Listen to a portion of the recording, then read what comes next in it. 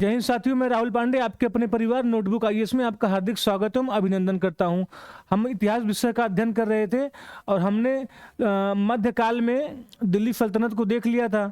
बहुत अच्छे से कवर कर लिया है, तो अगर आपने वो वीडियो ना देखा हो तो जाके देख लीजिए।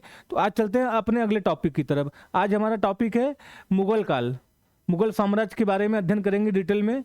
तो हम यहाँ पे औरंगजेब तक अध्ययन करेंगे। आज हम औरंगजेब तक अध्ययन करेंगे और इसके बाद हमने मुगल साम्राज्य का एक पार्ट 2 वीडियो लेके आएंगे। उसमें हम उत्तर मुगल का अध्ययन करेंगे, जो भी शासक थे या मुगल साम्राज्य का पतन कैसे हुआ वो देखेंगे।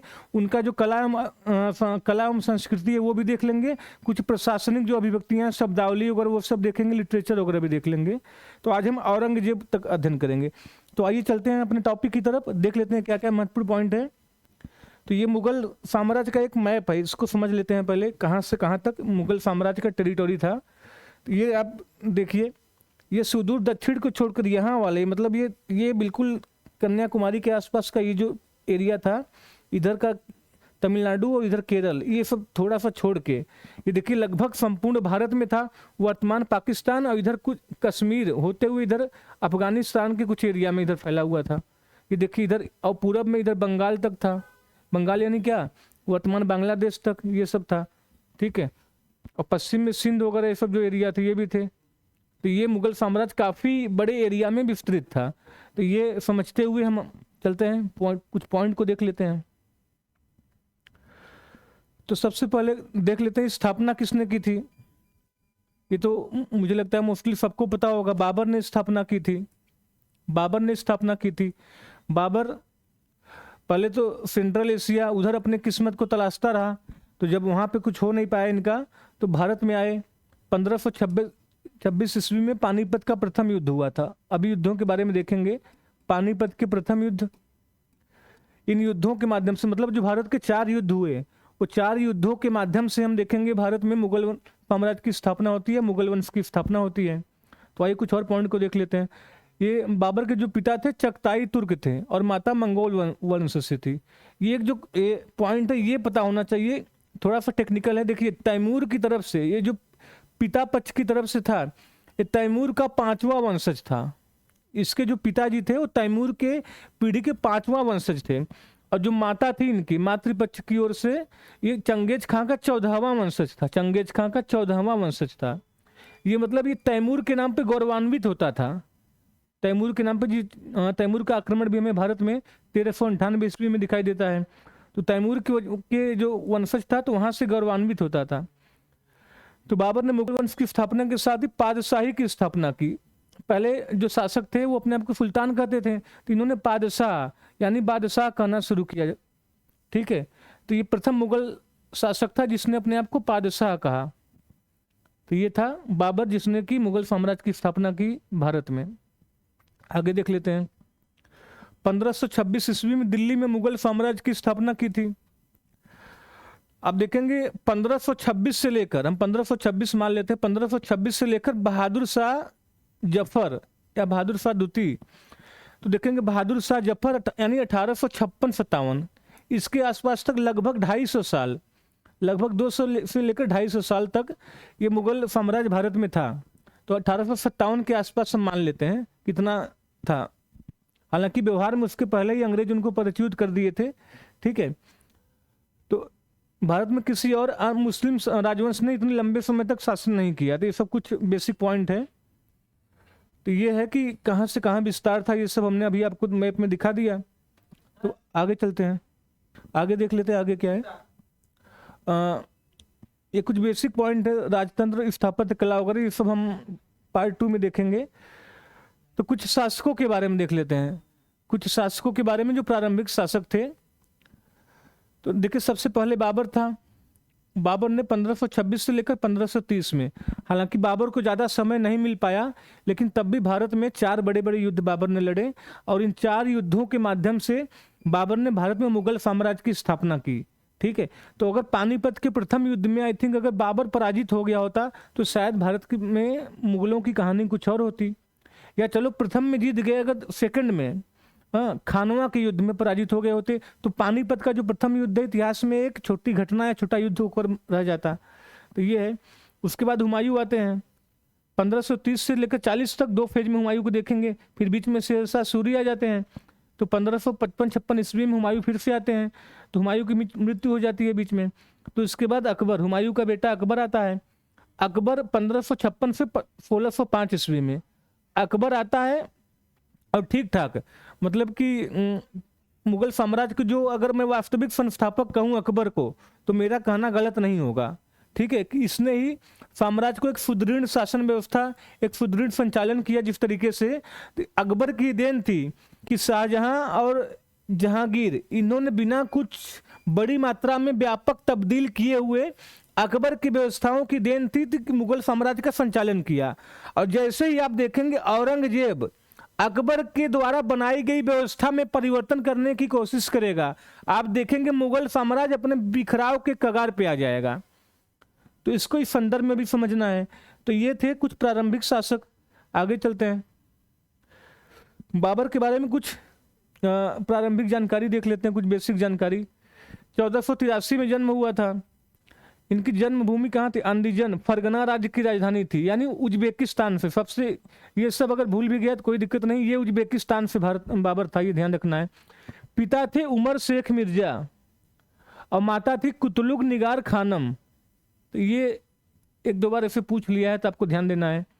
पुत्र थे हुमायूं, कामरान, अस्करी और हिंदाल। रचना है बाबरनामा। बाबर ने बाबरनामा लिखी, जिसको कि तुजुक ए बाबरी भी कहा जाता है, तुजुक ए बाबरी भी कहा जाता है। इसका पूरा नाम था जहीरुद्दीन मोहम्मद बाबर। मृत्यु आगरा में हुआ था, ठीक है।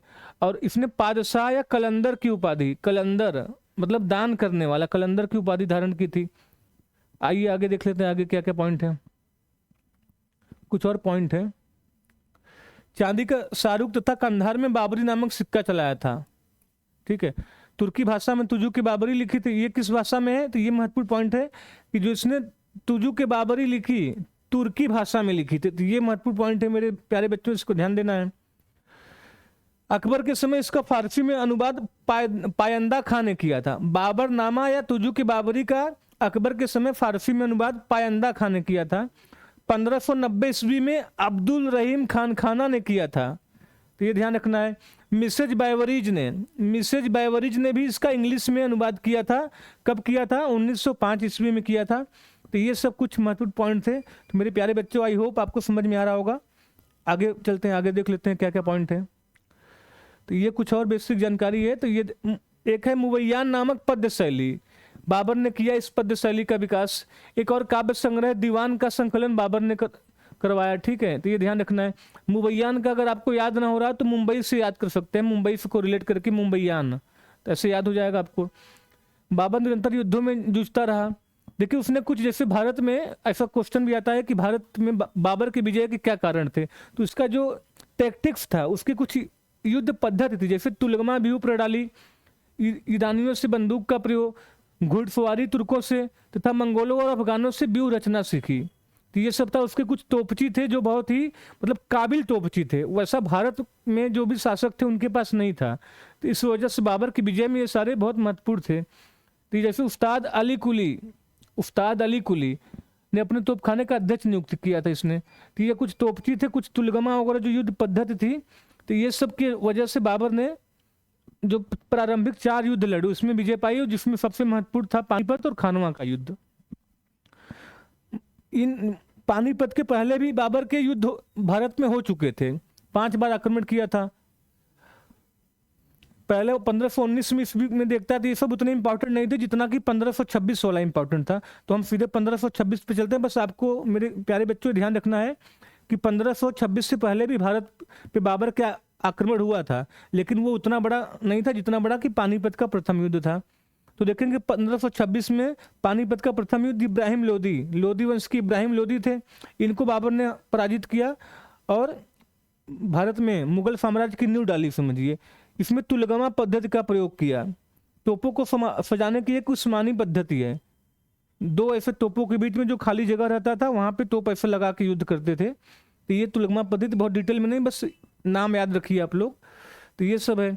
आगे देख लेते हैं। यही तुलगमा पद्धति, ये जो मैंने बताया, इसको उस्मानी पद्धति भी कहा जाता है।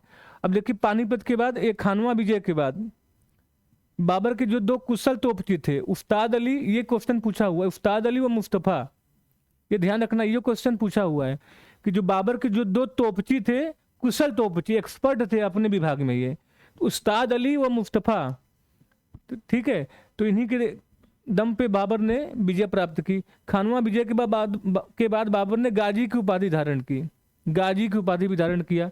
घाघरा युद्ध का प्रथम युद्ध था जो जल व थल दोनों में लड़ा गया, घाघरा का युद्ध तो ये था।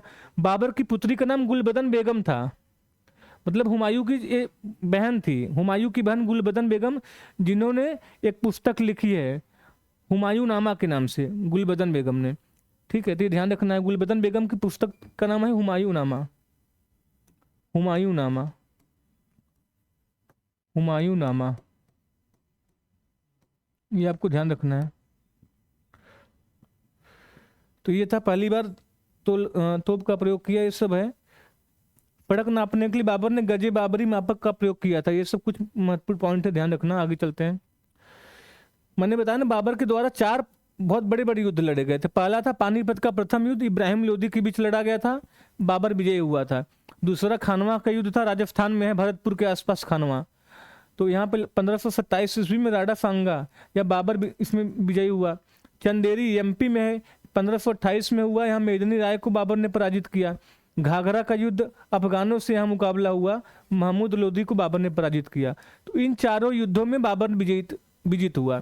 अगर सपोज करिए खानवा का युद्ध में, देखिए खानवा के युद्ध में अगर बाबर पराजित हो गया होता है तो इतिहास में पानीपत का युद्ध एक छोटी घटना होकर रह जाती, इसको ध्यान रखना है।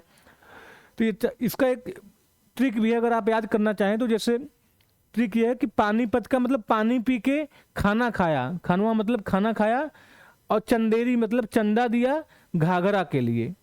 तो आप ये अगर वीडियो देख रहे हैं तो आप लिख सकते हैं, नोट डाउन कर सकते हैं कि पानी पी के खाना खाया, चंदा दिया घाघरा के लिए, ये ट्रिक है याद करने का। तो आगे चलते हैं, हुमायूं के बारे में देख लेते हैं।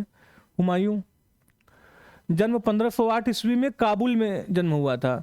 पूरा नाम है नासिरुद्दीन मोहम्मद, महामनगा इनकी माता का नाम है। इनका राज्याभिषेक 1530 ईस्वी में आगरा में हो गया था।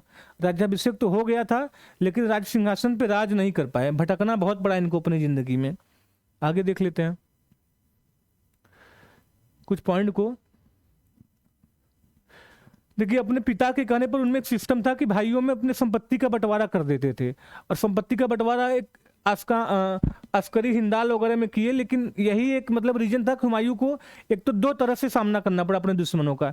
एक तो चलो बाहर से शेर शाह सूरी वगैरह जो भी थे अफगान थे, उनसे तो हुआ ही हुआ, लेकिन इनके जो अपने भाई थे वो भी हुमायूं की जान के दुश्मन बने रहे, सपोर्ट नहीं मिला हुमायूं को। तो एक तरफ अंदर भीतर घात भी होता था, अंदर से मुकाबला करो प्लस बाहर के भी दुश्मनों से मुकाबला करो। तो ये रीजन था हुमायूं के फेल होने का, ठीक है।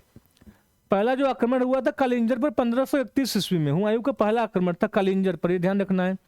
इसमें जो बहादुर शाह है गुजरात का शासक, उसकी शक्ति को रोकने के लिए हुमायूं को युद्ध करना पड़ा। तो हुमायूं को देवरा का युद्ध 1532 ईस्वी में हुमायूं को महमूद लोदी के बीच हुआ था, एवं इसमें महमूद की पराजय हुई थी, ये ध्यान रखना है। आगे चलते हैं। हुमायूं ने चुनान का घेरा डाला था 1532 में, क्रोनोलॉजी पूछ सकता है, तो मेरे प्यारे बच्चों आई होप कि आपको समझ में आ रहा होगा।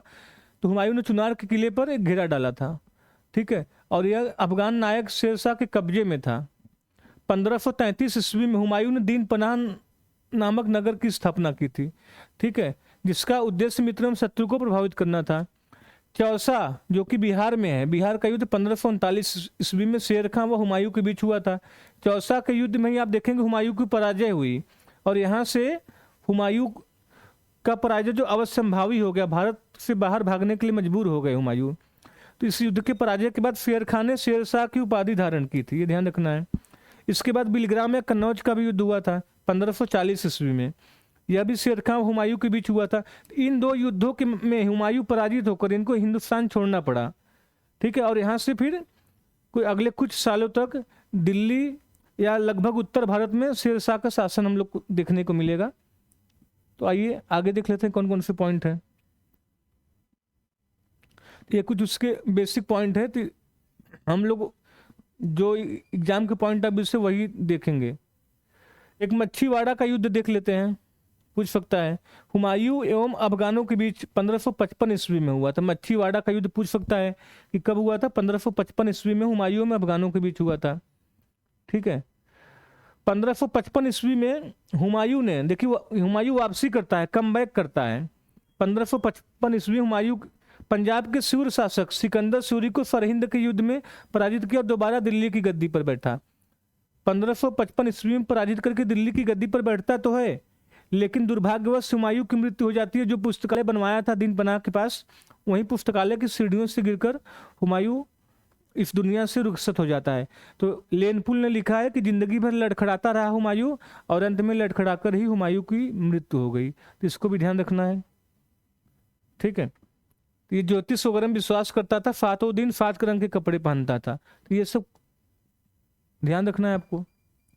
हुमायूं ने कुछ युद्ध लड़ा था। देवरा का युद्ध 1532 ईस्वी में, चौसा का युद्ध 1539 ईस्वी, बिलग्राम का युद्ध 1540, सरहिंद का युद्ध 1555 ईस्वी में।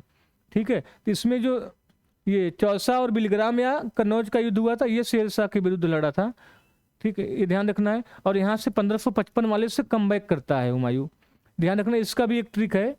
एक है दे 24, दे 24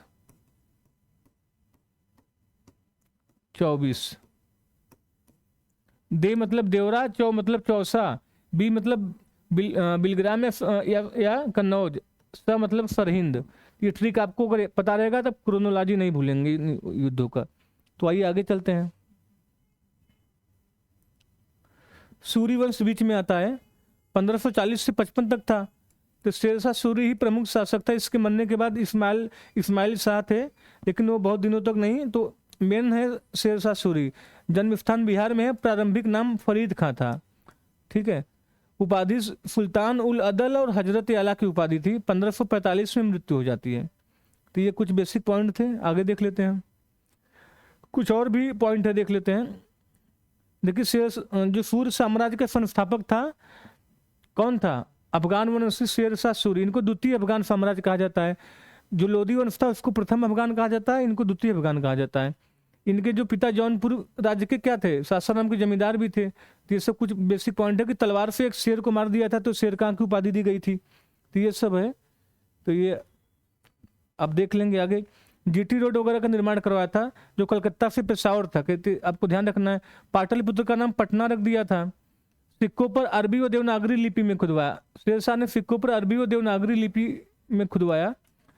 और इसका मकबरा बिहार के सासाराम झील के बीच में, बिहार के सासाराम झील के बीच में, जो इसने खुद बनवाया था। ये ध्यान रखना है। इसे बिहार का ताजमहल कहते हैं। 32 इंच वाला सिकंदर गजरी और सन की डंडी का प्रयोग किया। चांदी का रुपया व चांदी का ग्रेन का चांदी के दाम चलवाया। 380 ग्रेन का व 178 ग्रेन चांदी का रुपया चलवाया। 23 टकसालें थी जो रुपया छापती थी। ये सब ध्यान देना है आपको। आगे देख लेते हैं। इन सब मामलों को ध्यान रखते हुए इसे अकबर का पुरोगामी कहा जाता है। जो प्रशासनिक व्यवस्था और जो राजनीतिक व्यवस्था और जो कुछ और चीजें इसने की, इस संदर्भ में इसको अकबर का पुरोगामी कहा जाता है, क्योंकि इसकी व्यवस्थाओं को अकबर ने थोड़ा बहुत चेंज के साथ फिर से इंट्रोड्यूस करा। मलिक मोहम्मद जायसी जिन्होंने पद्मावत लिखा है, इसी के समकालीन थे। डाक प्रथा का प्रचलन शेरशाह के द्वारा शुरू किया गया। देखिए, रणथंभौर के शक्तिशाली किलों को अपने अधीन कर अपने पुत्र आदिल खां को वहां का गवर्नर बनाया। अकबर का अग्रदूत मैंने बता ही दिया।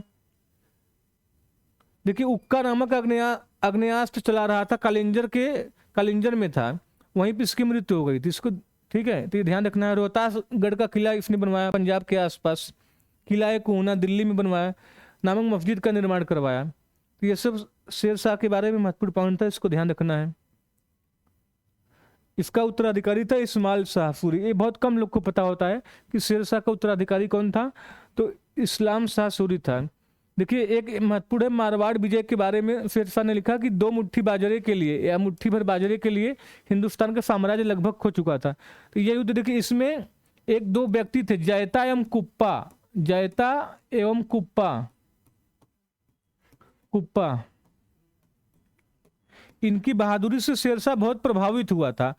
और ये मेरे बताने का पर्पज ये है कि यूपी पीसीएस के अभी पिछले साल जो पेपर हुआ था, तो उसमें क्वेश्चन पूछ लिया है जयता एवं कुप्पा के बारे में।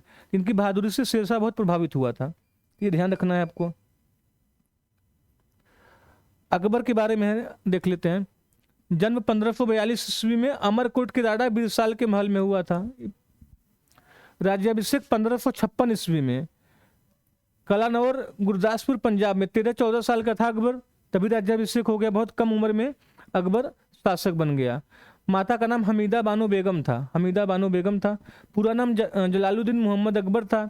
अकबर का संरक्षक बैरम खां था। बहुत ही अल्पायु में 13-14 साल की उम्र में राजा बना, तो हुमायूं ने बैरम खां को नियुक्त किया था इसका देखरेख करने के लिए। अब प्रॉब्लम तो होनी है, देखिए अकबर बहुत कम उम्र में समझ गया था कि जो सिंहासन मेरे पिता हुमायूं को नहीं मिल पाई, अगर वो सिंहासन लेना है तो भारत में सबसे जो मजबूत वर्ग था, जो लड़ाकू योद्धा थे, राजपूत वर्ग, तो राजपूतों से को हरा कर तो नहीं मिल सकता था। तो उसने राजपूत नीति में परिवर्तन किया। राजपूत से उसने कहा कि इतना बड़ा जो योद्धा वर्ग है उसके साथ मित्रता, वैवाहिक संबंधों के माध्यम से, ठीक है, मित्रता स्थापित की। और जो दूसरा दुश्मन थे अफगान थे, अफगान इनको मुगलों को अपना दुश्मन मानते थे। तो ये सब अकबर के प्रारंभिक कठिनाइयाँ थी, तो इन्हें कठिनाइयाँ विरासत में मिली थी। तो राजपूतों से मित्रता अकबर ने करके यहाँ पे मतलब देखेंगे जो प्रारंभिक कठिनाइयाँ थी इसको दूर करने का प्रयास किया। तो ये सब है कुछ बेसिक पॉइंट, आप देख लेंगे, आगे चलते हैं। जो महत्वपूर्ण युद्ध हुए उसमें है पानीपत का द्वितीय युद्ध, अकबर एवं हेमू के बीच हुआ था। द्वितीय युद्ध अकबर एवं हेमू के बीच हुआ था। देखेंगे इसमें हेमू, अकबर तो बहुत छोटा था, 13-14 साल का, तो अकबर की तरफ से बैरम खां ही लड़ाई करा। हेमू पराजित हुआ, तीर लग गई थी, पराजित हो गया, भाग गया युद्ध से, अकबर विजित हुआ। तो पानीपत का द्वितीय युद्ध आपको ध्यान रखना है, पहला बाबर के साथ हुआ था, दूसरा अकबर के साथ। एक अन्य महत्वपूर्ण युद्ध हल्दी घाटी का युद्ध, हल्दी घाटी का युद्ध, ये महाराणा प्रताप के और अकबर के बीच हुआ था, ठीक है, ये ध्यान रखना है। देखिए मुगल सेना का नेतृत्व कौन कर रहा था? मान सिंह व आसफ खां, मान सिंह व आसफ खां, मतलब अकबर ने राजपूत को ही राजपूत के विरुद्ध लड़ा दिया, मान सिंह व आसफ खां ने। अकबर का सेनापति मान सिंह था, ठीक है। और इनमें महाराणा प्रताप का एक सेनापति था हकीम खां सूर, हकीम खां, ये महाराणा प्रताप की तरफ से लड़ रहे थे। ये भी क्वेश्चन यूपीपीसीएस में पूछा है कि जो महाराणा प्रताप है उनकी सेना का नेतृत्व हकीम खां कर रहे थे, तो आपको ध्यान रखना है। तो मेरे प्यारे बच्चों इसको ध्यान रखना है, यूपीपीसीएस ने भी हाल फिलहाल में क्वेश्चन पूछा 1-2 साल पहले इसके बारे में। बदायूनी ने हल्दी घाटी युद्ध के बारे में आंखों देखा विवरण अपनी पुस्तक मुंतखाबुत तवारीख में प्रस्तुत किया है। तो क्वेश्चन पूछ सकता है कि हल्दी घाटी युद्ध के बारे में बदायूनी ने कौन सी पुस्तक में आंखों देखा विवरण प्रस्तुत किया है? मुंतखाबुत तवारीख में, ठीक है। गुजरात विजय का अकबर ने किया था, वहां पे सर्वप्रथम पुर्तगालियों से मिला और यहीं पे समुद्र को देखा अकबर ने, नहीं वहां कभी जाने का मौका मिला नहीं था, तो गुजरात विजय में समुद्र को देखा। कुछ और अकबर की जो विजय अभियान थे महाराष्ट्र में भी हुआ था, पश्चिम में भी हमें देखने को मिलेगा, दक्षिण में देखने को मिलेगा। 1591 ईस्वी में, जिसने दक्षिण भारत का प्रवेश द्वार माना जाता है खानदेश को, अकबर ने वहां भी विजय प्राप्त किया। अकबर की मृत्यु हो जाती है 1605 ईस्वी में अतिसार के रोग के कारण, और उसको आगरा में कहाँ, सिकंदरा में अकबर को दफनाया जाता है। तो ये अकबर के नवरत्नों के बारे में देख लेते हैं। तो इस तरीके से अकबर की भी मृत्यु हो जाती है। नवरत्न के बारे में क्वेश्चन आया हुआ है, नवरत्न के बारे में देख लेते हैं। बीरबल प्रधानमंत्री थे, अकबर के बहुत प्रिय थे बीरबल। मुल्ला दो प्याजा ये वजीर थे, ये बीरबल के प्रतिद्वंदी अपने आप को समझते थे। मान सिंह सैनिक प्रधान थे, हल्दी घाटी के युद्ध में मान सिंह लड़ाई कर रहे थे। तान सिंह प्रसिद्ध संगीतकार थे। हकीम हुकाम रसोई घर का प्रधान था। टोडरमल दीवाने अशरफ या वित्त मंत्री थे टोडरमल, तो ध्यान रखना है। और भी हैं, अब्दुल रहीम खान खाना राजकवि था, इनका राजकवि। फैजी प्रसिद्ध कवि थे, अबुल फजल का बड़ा भाई था, फैजी अबुल फजल का बड़ा भाई था। अबुल फजल दरबार में राजकवि और सलाहकार थे, ट्रांसलेटर की भी भूमिका में थे, ठीक है। ट्रिक भी है, अकबर की भूमि संबंधी सुधारों का श्रेय टोडरमल को जाता है, टोडरमल, ठीक है। ये शेर शाह के भी दरबार में था, ये सब ध्यान। टोडरमल ने 1580 ईस्वी में आईने 10 साल बंदोबस्त व्यवस्था की, 10 साल यानी 10 साल के लिए जो बंदोबस्त था खेती में, उसने किया था, टोडरमल ने। तो ये है टोडरमल के बारे में। ठीक है। अकबर के दरबार में तानसेन रहते थे, इनका जन्म ग्वालियर में हुआ था। तो ये सब कुछ पॉइंट आप देख लेंगे। आगे चलते हैं। कुछ उपाधियां अकबर ने प्रदान की थी। तानसेन को एक उपाधि दी थी, कौन सा, कंठाभरण वाणी विलास की उपाधि। तो ये पूछ सकता है कि ये उपाधि किसको मिली थी। ये मिली थी तानसेन को, कंठाभरण वाणी विलास। ठीक है। अकबर ने भगवान दास को अमीर उल उमरा की उपाधि दी थी, भगवान दास को। राजस्व प्रणाली की जब्ती प्रणाली अकबर के शासनकाल में प्रचलित थी। अब्दुल समद प्रसिद्ध चित्रकार थे अकबर के दरबार में, ये क्वेश्चन आया हुआ है, ध्यान रखना है आपको। दसवंत और बसावन भी अकबर के दरबार में थे, ये भी प्रमुख चित्रकार थे। तो आई होप मेरे प्यारे बच्चों आपको समझ में आ रहा होगा। तो ये बहुत महत्वपूर्ण पॉइंट है, इसको ध्यान दीजिएगा। आगे चलते हैं, आगे देख लेते हैं कौन कौन से पॉइंट हैं। अकबर ने जैन धर्म के जैनाचार्य हरविजय सूरी को जगत गुरु की उपाधि दी थी। ठीक है। अकबरनामा आईने अकबरी की रचना अबुल फजल ने की थी। आईने अकबरी अबुल फजल ने रचना की थी। इसके फजल का बड़ा भाई फैजी के दरबार में राजकवि के पद पर आसीन था। अकबर ने हरम दल से अपने को मुक्त कर लिया, भी ध्यान रखना है। आगरा फतेहपुर सीकरी स्थानांतरित की, आगरा से, राजधानी आगरा से फतेहपुर सीकरी स्थानांतरित की, ध्यान रखना है। 1575 में अकबर ने इबादत खाने की स्थापना की। इबादत खाने की स्थापना की कहाँ पे, फतेहपुर सीकरी में। इबादत खाने का उद्देश्य क्या था, प्रत्येक रविवार को धार्मिक विषयों पर खुला वाद विवाद होता था। आप अपने अपने धर्म के बारे में अच्छी बातें, अगर कोई बुरी बातें हैं तो बताइए। तो इबादत खाने का पर्पज ये था। 1575 में अकबर ने स्थापना की, ध्यान रखना है। 1575 में ही मनसबदारी प्रथा शुरू की। मनसबदारी प्रथा, मनसब दिया जाता था जात और सवार के आधार पे, कि किसको 5,000 का मनसब, 7,000 का मनसब, तो ऐसे करके मनसब दिया जाता था। तो इससे उनका रैंक भी डिसाइड होता था। तो ये था मनसबदारी। अकबर ने मजहरनामा दस्तावेज 1579 ईस्वी में जारी किया। मजहरनामा, कई लोग इसको मुगल शासक को राज्य का सबसे बड़ा प्रमुख माना। तो ये मजहरनामा में था, धर्म के संबंध में यदि कोई विवाद उठता है तो सम्राट का निर्णय अंतिम होगा, मजहरनामा में ये था। तो ये सब शेख मुबारक ने इसका प्रारूप तैयार किया था। तो ये सब है, अब देख लेना। आगे चलते हैं। दीन इलाही की स्थापना की अकबर ने, या तौहीद इलाही, इसको अकबर का एक अलग धर्म कहा जाता है, कई लोगों ने कहते हैं। 1582 ईस्वी में इसका पुरोहित अबुल फजल था। इसे स्वीकार करने वाला जो प्रथम हिंदू शासक थे बीरबल थे। इनको प्रथम एवं अंतिम हिंदू कहा जाता है जो स्वीकार किए थे। अकबर ने बीरबल को कविराज एवं राजा की उपाधि प्रदान की थी। ये सब देख लेंगे आप। तो ये सब महत्वपूर्ण पॉइंट थे अकबर के बारे में। आइए आगे देख लेते हैं क्या है। फतेहपुर सीकरी की स्थापना की थी। स्थानांतरण राजधानी 1571 ईस्वी में किया। इबादत खाना, ये सब क्रम पूछ सकता है आपसे, क्रोनोलॉजी पूछ सकता है, तो आप ध्यान देंगे। 1575 में इबादत खाने की स्थापना। मजहर की घोषणा की थी 1579 में। दीन इलाही की स्थापना 1582 में, और इलाही संवत की शुरुआत 1585 में, और राजधानी लाहौर स्थानांतरित किया 1585 में। तो ये क्रोनोलॉजी पूछ सकता है, क्रोनोलॉजी पूछ सकता है, आप ध्यान देंगे। क्रोनोलॉजी पूछ सकता है। तो आइए क्रोनोलॉजी आप नोट डाउन कर लेंगे और ध्यान देंगे। आगे चलते हैं। आई होप कि आपको समझ में आ रहा होगा। जहांगीर के बारे में देख लेते हैं। इनका बचपन का नाम सलीम था। 1569 में जन्म हुआ था। राज्याभिषेक 1605 ईस्वी में अकबर के मरने के बाद आगरा में। 1627 ईस्वी तक राजा थे। ठीक है। 1606 ईस्वी में खुसरो का विद्रोह हुआ था इनके काल में। ठीक है। गुरु अर्जुन देव की समाधि इनके काल में हुआ लाहौर दुर्ग के बाहर।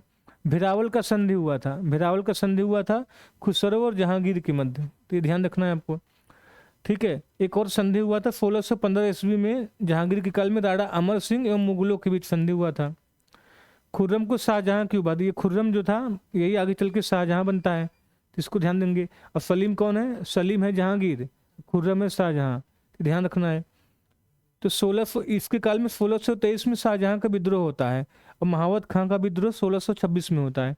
तो ये महत्वपूर्ण फैक्ट है, आपको ध्यान रखना है। क्रोनोलॉजी भी आपसे पूछ सकता है, तो ध्यान रखना है। आगे चलते हैं, क्या क्या महत्वपूर्ण पॉइंट है। जहांगीर को लाहौर में दफनाया गया था मरने के बाद, ध्यान रखना है। इसने रक्षाबंधन का त्यौहार भी मनाया था। इसने श्रीकांत नामक एक हिंदू को हिंदुओं का जज नियुक्त किया था। श्रीकांत सूरदास को आश्रय दिया था। मराठों के महत्व को समझा और उन्हें मुगल अमीर वर्ग में शामिल किया। ये मराठों के महत्व को समझा, अमीर वर्ग में शामिल किया। औरंगजेब महत्व को नहीं समझा, मराठों से शत्रुता करी। तो बाद में देखेंगे औरंगजेब अपने दक्षिण विजय, मराठों के संघर्ष के कारण और दक्षिण विजय के कारण मुगल साम्राज्य के पतन में बहुत बड़ा कारण था। 1608 ईस्वी में हॉकिंस आया था इसके काल में, यानी जहांगीर के काल में। इसको 400 का मनसब भी दिया गया था और 1608 से 11 तक रहा। 1615 से 19 के बीच में सर टॉमस रो आया था, जेम्स प्रथम का राजदूत बनकर आया था, ध्यान रखना है। एक नूरजहां की माता है, नूरजहां ने एक समझिए पेटीकोट गवर्नमेंट चलाया था, बहुत मतलब प्रभावशाली लेडी बन गई थी। असमत बेगम इनकी माता ने इत्र बनाने की विधि का आविष्कार किया, ऐसा माना जाता है। आगे देख लेते हैं क्या है। शाहजहां के बारे में है, यानी खुर्रम इसका बचपन का नाम था। 1500 इसका जो जन्म हुआ था 1592 ईस्वी में लाहौर में। इसका विवाह हुआ था आसफ खां की पुत्री अर्जुमन बानू बेगम, इसी को मुमताज महल कहा जाता है। इन्हीं की याद में क्या आगरा में ताजमहल का निर्माण करवाया था। ठीक है, जहांगीर की मृत्यु के बाद शाहजहां, एक कुछ बेसिक पॉइंट है आप देख लेंगे। आइए आगे चलते हैं, आगे देख लेते हैं और क्या क्या पॉइंट है।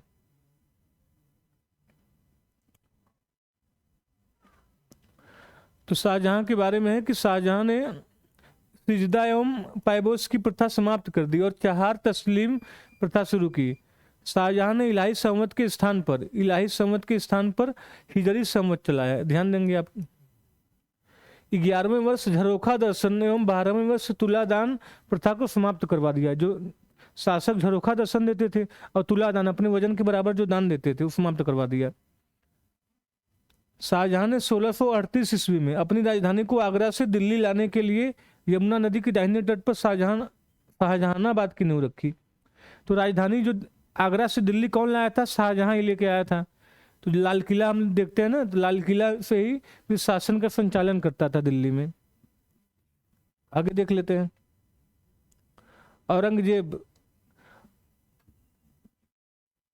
औरंगजेब का भी विवाह हुआ था कहाँ से? फारस के राजघराने से संबंधित शाहनवाज की पुत्री दिलरास बानो से विवाह हुआ था। औरंगजेब ये जो उत्तराधिकार कुछ युद्ध हुए थे जिसमें देवराई का युद्ध हुआ था, इसमें सफलता मिली। इसमें देखिए सामूगढ़ का एक युद्ध है, सामूगढ़ का युद्ध, धर्मत का युद्ध, पहले धर्मत का हुआ था, फिर सामूगढ़ का हुआ था, फिर खंजवा का, फिर देवराई का। ये क्रम से लगाने के लिए आया है, ठीक है। धर्मत, फिर सामूगढ़, फिर खेजाई और लास्ट में फिर देवराई का युद्ध। तो ये आपको ध्यान रखना है, क्रम से लगाने के लिए क्वेश्चन आया हुआ है इस पे। तो देवराई के युद्ध में फिर अकबर पराजित होता है, औरंगजेब, फिर यहां से आप देखेंगे औरंगजेब जीतता है। तो औरंगजेब ने 31 जुलाई 1658 ईस्वी को आगरे में अबुल मुजफ्फर मुजाहिद उन मुजफ्फर औरंगजेब बहादुर आलमगीर बादशाह गाजी के नाम से, इतना बड़ा नाम है इसका, आलमगीर बादशाह गाजी के नाम से राज्याभिषेक करवाया। 1678 ईस्वी में मारवाड़ तथा 1680 ईस्वी में मेवाड़ को मुगल साम्राज्य में मिला लिया। मारवाड़ और मेवाड़ को मुगल साम्राज्य में मिला लिया। आप देखेंगे राजपूतों से भी इसकी शत्रुता देखने को मिलती है। तो जो अकबर ने जो राजपूतों के साथ जो बॉन्डिंग की थी या मित्रता वाला संबंध बनाया था, इसने उस बॉन्डिंग को तोड़ दिया। तो देखेंगे ये भी मुगल साम्राज्य के पतन में बहुत बड़ा कारण था। ठीक है, दुर्गादास राठौड़ बहुत वीर व्यक्ति थे, इनका प्रतिरोध का सामना करना पड़ा औरंगजेब को, ये ध्यान रखना है आपको। आगे देख लेते हैं। सिखों के साथ भी औरंगजेब के युद्ध हुए थे। मुगलों की नादौन में 1685 ईस्वी में एवं खिदराना में, नादौन एवं खिदराना में 1706 ईस्वी में 2 युद्ध में पराजय हुई।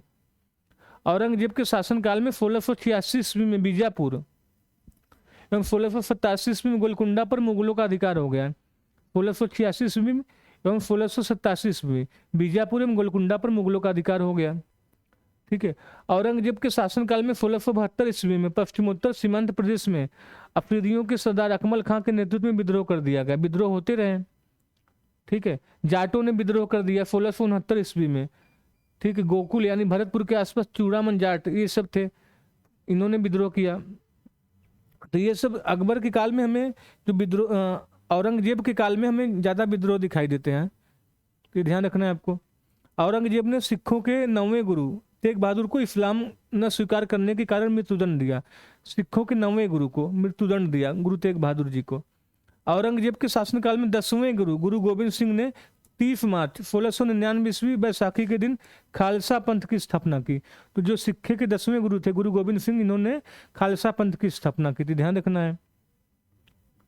शिवाजी का दमन करने के उद्देश्य से शाइस्ता खां के साथ एक सेना भेजा था। तो शिवा के साथ भी इसकी राइवलरी देखने को मिलती है औरंगजेब की। 1665 ईस्वी में जयसिंह के प्रयत्नों से औरंगजेब एवं शिवाजी के बीच पुरंदर की संधि हुई थी। जयसिंह ने प्रयत्न किया तो औरंगजेब एवं शिवाजी के मध्य पुरंदर की संधि, ये इंपॉर्टेंट है, क्वेश्चन आया हुआ है तो आपको ध्यान देना है। तो ये औरंगजेब के काल की महत्वपूर्ण घटना थी। औरंगजेब के गुरु का नाम मीर मोहम्मद हाशिम था। इसको जिंदा पीर भी कहा जाता था। एक धर्मांध शासक था, बहुत कट्टर था। इस अपने काल में मतलब कि संगीत वगैरह भी बैन था इसके मतलब दरबार में। पुण्य शाखा का अनुयायी था, ठीक है। तो ये सब कुछ महत्वपूर्ण थे। मंदिर वगैरह तोड़े जाने की आज्ञा भी दी थी। जजिया को पुनः लागू किया, अपने आप को कट्टर धर्मांध शासक घोषित किया था। तो ये था औरंगजेब के बारे में महत्वपूर्ण जानकारी। तो आगे देख लेते हैं, आगे क्या है। संगीत वगैरह पर प्रतिबंध लगाया था, मैंने बताया ना। औरंगजेब की मृत्यु के बाद उसके पुत्रों में उत्तराधिकार के लिए संघर्ष हुआ, और जिसमें जो 10वें गुरु थे गुरु गोविंद सिंह ने बहादुर शाह को समर्थन प्रदान किया। तो जो भी देखिए औरंगजेब के जो भी उत्तराधिकारी थे, हम लोग उन्हें उत्तर मुगल में देखेंगे। जो औरंगजेब के उत्तराधिकारी थे, कौन कौन से राजा बने, हम बहुत क्रम से उसको एक अगले वीडियो में, इसका पार्ट 2 आएगा, उसमें देखेंगे। उसमें हम इनकी प्रशासनिक व्यवस्था के बारे में देखेंगे, और इनके कला एवं साहित्य में क्या क्या उन्नति हुई वो सब देखेंगे। इनके स्थापत्य में इन्होंने क्या क्या निर्माण कराया वो सब देखेंगे। तो आज के लिए इतना ही। हमारे दूसरे वीडियो का इंतजार करिए, आप लोग अगली वीडियो में लेके आएंगे। तब तक हमारे चैनल को सब्सक्राइब ना किए हो तो सब्सक्राइब करिए, वीडियो को लाइक करिए। धन्यवाद।